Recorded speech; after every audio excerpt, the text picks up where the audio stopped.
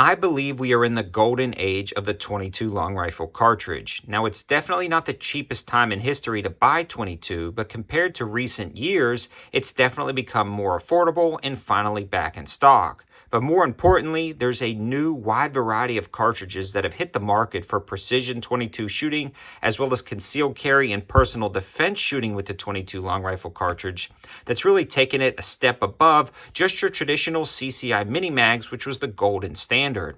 Not only that, there's a wide variety of guns and firearms chambered in 22 that I'm super glad that the market has really put out in the past few years, making 2024 the year of 22 in my opinion, as well as a few other cool things coming up. So you won't want to miss a lot of these opportunities that I'm showing on the channel, so please consider subscribing.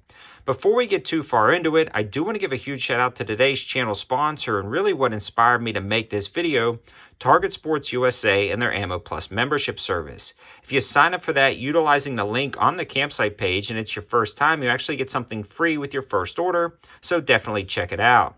Their Ammo Plus membership is something that I've personally signed up for independently of the sponsorship because it gets me 8% off and free shipping with no minimums, and that's what started this video. I was actually looking for some CCI standard velocity and couldn't find any in stock at my local shop. So I actually went on Target Sports USA and found some and a ton of other hard to find ammo like Federal Punch that we're going to be talking about in this video. Then I started stumbling into the rabbit hole of all of the new 22 rounds for competitive pistol, competitive rifle from CCI, segmented subsonic hollow points for hunting applications, all available from Target Sports USA, and I had no idea that those existed. So I ordered a ton of those. I've been shooting them, and we're going to be doing some upcoming videos, so you won't want to miss those, and you'll want to subscribe to the channel. With that being said, you can bind a lot of those new rounds that I found from Target Sports with a lot of the guns are here on the table. You get some pretty interesting concepts that takes 22 far beyond what it used to be able to just even a few years ago.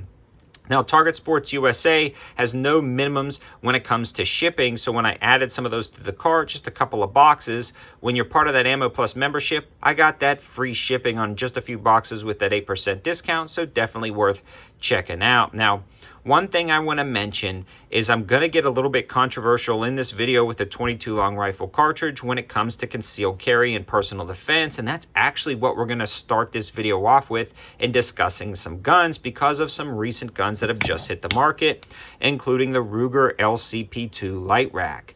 This is the first pocket 22 that I've actually decided I was going to carry as a backup gun or throw in the truck of my car or even a bug out bag. Because this holds of 10 rounds of 22, it's got a safety on the side that you can use or not use depending on if you're going to pocket carry this or not. And it's incredibly reliable down at the range with bulk pack 22 ammo and CCI mini mags and even some of the new defensive rounds like we talked about earlier, being the CCI Stingers or the CCI Velocitors or the Federal Punch and some of the new CCI ammo that just came out at SHOT Show.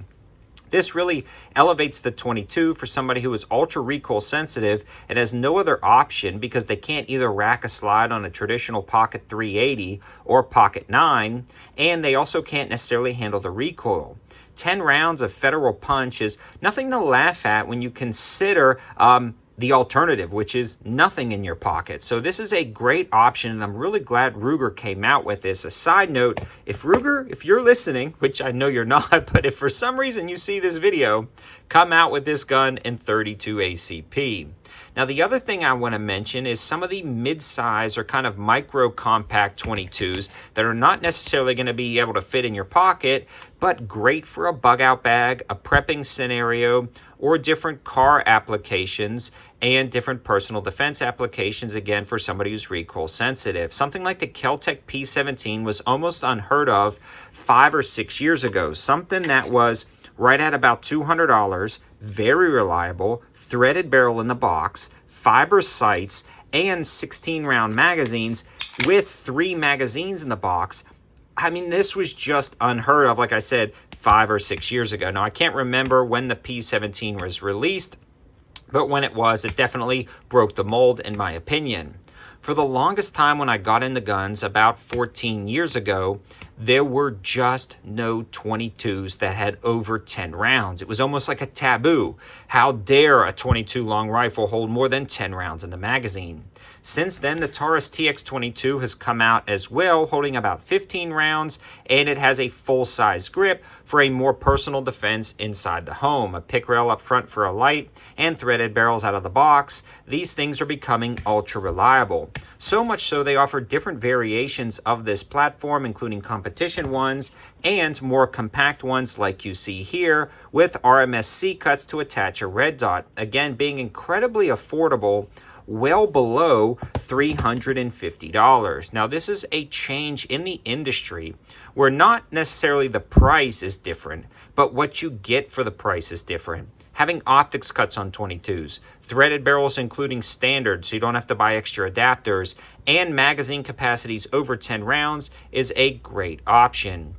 There's also companies that are making like the Kel-Tec CP33 with a full pick rail at the top, a very competitive design, different options when it comes to things to attaching on the back, and definitely pushing those capacity numbers, giving you something that's really revolutionary for the price and, again, reliability. It wasn't too long ago that I remembered stocking up on CCI mini mags because that would be the only thing that would run some of my semi-auto 22s. That is no longer the case for everything on this table. Everything on this table and a ton of other blasters that I've reviewed on the channel are now just running standard bulk pack out of the box. There's also companies now that are digging into competitive 22 shooting, especially things when it comes to long-range rifles like Bergara becoming very affordable to have a bolt-action 22 rifle. There's also companies like Tandem Cross that are really tricking out the Ruger Mark IV 22. So this guy is just an impressive 22 with that Tandem Cross accessories and frames. And these are just blowing me away at the performance of what a 22 is capable of when it comes to competitive shooting. In conjunction with a lot of the technology improving with the 22 long rifle gun technology and the ability to add optics is also the ability to get affordable optics that don't break the bank but actually work out great. Something like the Sealy red dots that you see here can be found for right at about $100 depending on which version you select, as well as a ton of other companies that I've reviewed in the past on the channel. A lot of the information will be on the campsite page, as well as my Amazon Deals campsite page to get some of the best deals on optics and accessories to trick some of these out. The other cool thing, and is what's really taken the market by storm over the past few years, is also micro 22 ARs. Now this is an SBR that I have, and this one is utilizing a lot of different components, and if you want the full build video, you can definitely check out the backlog of videos on my YouTube channel. But companies like CMMG with their conversion bolts have really paved the way for micro 22 compact builds, and companies like Smith & Wesson have really just blown me away with their M&P 1522 lineup. Whether it be their full-size rifles or the more compact rifles like this SBR that you see right here, you can get an incredibly reliable 22 that does a ton of different things. Again, you are pushing the limits of what that cartridge can do because of the reliability, the capacity, and the overall performance of these 22s. In fact, I've had a Smith & Wesson M&P 1522 that has had well over 30,000 rounds through it without a single parts breakage, and that just blows me away. They're also really cool for night vision hunting applications and a few other things like that, so definitely consider the M&P 1522 for that semi-auto. Long gone are the days of the supremacy of the Ruger 1022. Although it's an amazing rifle, I feel like the M&P 1522 beats this out in every aspect, and you can actually get them for much more affordable than some configurations of the Ruger 1022.